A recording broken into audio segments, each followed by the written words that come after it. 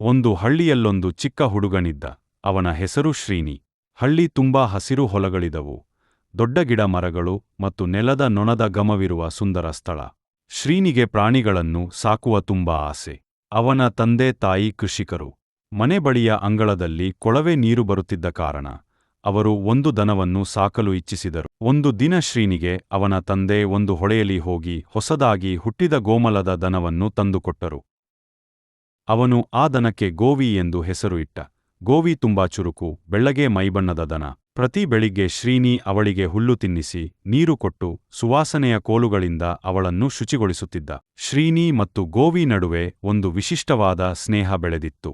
ಅವರು ಬೆಟ್ಟದ ಬದಿಯ ಹಾಸುಹೊರೆಯ ಗದ್ದೆಗಳಲ್ಲಿ ಓಡಾಡುತ್ತಿದ್ದರು. ಶ್ರೀನಿ ಅವಳ ಜೊತೆ ಮಾತಾಡುತ್ತಾ ಅವಳಿಗೆ ತನ್ನ ಶಾಲೆಯ ಕತೆಗಳನ್ನು ಹೇಳುತ್ತಿದ್ದ. ಗೋವಿಯು ಬೆರಳ ಬಿಗಿದು ನಕ್ಕಂತೆ ಕಾಣುತ್ತಿತ್ತು. ಒಂದು ಬಾರಿ ಹಳ್ಳಿಯಲ್ಲಿ ದೊಡ್ಡ ಮಳೆಯಾಗಿದ್ದು ನದಿ ತುಂಬಿ ಹರಿಯಲಾರಂಭಿಸಿತು.